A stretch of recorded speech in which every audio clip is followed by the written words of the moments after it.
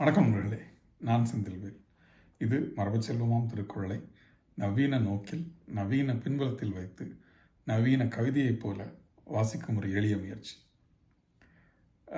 வரைவின் மகளிர் அதிகாரம் பார்த்துட்ருக்கோம். வள்ளுவருடைய சில குறள்கள் நமக்கு அப்படி உச்சியில் அடிப்பது போல், ஒரு சொத்தியில் எடுத்து நடு மண்டையில் அடிப்பது போல் அப்படியே நம்முடைய உள்ளே இறங்குற மாதிரியான குறள்கள் சில உண்டு. அந்த மாதிரியான ஒரு குறள் தான் நம்ம இன்னைக்கு பார்க்க போகிறது. பொருட்பெண்டிர் பொய்மை முயக்கம் இருட்டறையில் ஏதில் பிணந்தழியேற்று.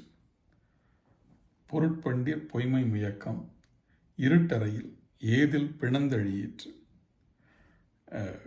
பொருட்பெண்டிருடைய பொருளை நோக்கமாக வைத்து, அன்பை நோக்கமாக இல்லாமல் பொருளை நோக்கமாக வைத்து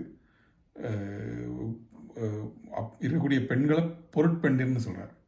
இன்னைக்கு விலை மாதர் அப்படின்லாம் பேசுகிறாங்க இல்லையா, அதுக்கு சரியான வார்த்தை. ஆனால் இது இன்னும் பொருத்தமான வார்த்தை. பொருட்பெண்டிர் பொய்மை முயக்கம், அவர்களுடைய பொய்யான தழுவல் என்பது எதற்கு சமமானதுன்னு சொல்கிறார். இருட்டறையில் பிணந்தெழியேற்று. இருட்டறையில் பிணந்தெழியேற்று ஒரு ஒரு அன்பில்லாத முயக்கம்ங்கிறது. மலரினும் மெல்லிது காமம்னு சொல்வார் வள்ளுவர். அவருடைய காமத்தின்பால் அவருடைய ரசனைங்கிறது வேற லெவல் அவர். ஆனால் அப்படி சொல்லக்கூடிய வள்ளுவர் இந்த முயக்கத்தை, இந்த காமத்தை என்ன சொல்கிறாருன்னு பாருங்க. இருட்டறையில் பிணம் தெழியேற்று. ஒரு இருட்டறையில் நமக்கு சம்பந்தமில்லாத ஒரு பிணத்தை, அதுவும் இந்த ஏதில் பிணம் தெழியேற்று ரொம்ப முக்கியமான வார்த்தை.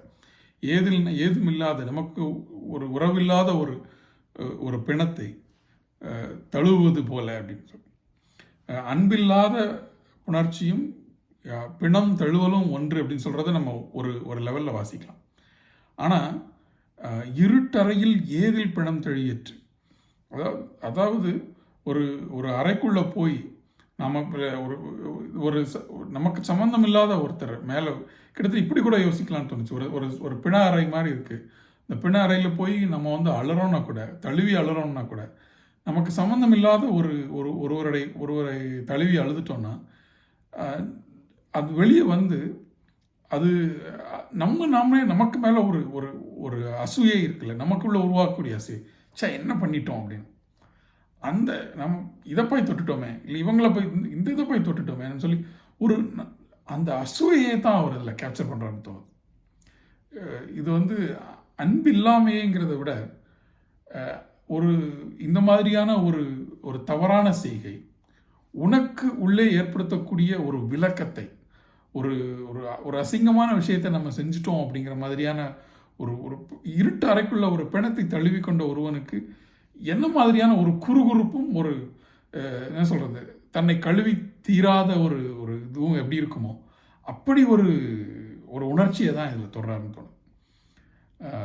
வடிவேலு ஒரு படத்தில் ஐ திங்க் எம்டன் மகன் படத்தில் அவங்க அப்பாவோட பணத்தை தேடி எரிச்சிட்டாங்க. ஆல்ரெடி கொண்டு போய் அவர் வரதுக்கு முன்னாடி ஏதோ காரியம் பண்ணியிருப்பாங்க. அதை தேடி அந்த இதுக்கு போவார்.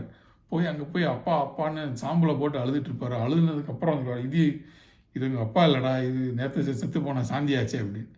அப்போ அவருக்கு என்ன பண்ணுறதுன்னே தெரியாது. ஒரு திகைப்பு வரும். கிட்டத்தட்ட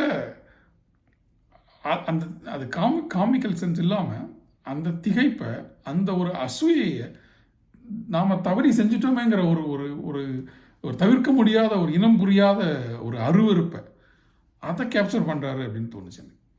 பொருட்பெண்டிர் பொய்மை முயக்கம், அதனால் அது அவ்வளவு தெளிவாக விளக்கப்பட வேண்டியது. செஞ்சுட்ட அப்படின்னா, நீ அதில் இறங்கிட்ட அப்படின்னா, உனக்குள்ளே உருவாகும் அருவருப்பை உன்னால் முழுமையாக தீர்க்க முடியாது. அதனால் இருட்டறையில் பிணம் தழுவலை போன்ற அந்த விஷயத்தை செய்யாத அப்படின்னு சொல்கிறேன். இன்னொரு தடவை குறள் பார்க்கலாம். பொருட்பெண்டிர் பொய்மை முயக்கம் இருட்டறையில் ஏதில் பிணம் தெழியேற்று. சிந்திக்கலாம் நண்பர்களே, மீண்டும் நாளை சிந்திக்கலாம். நன்றி.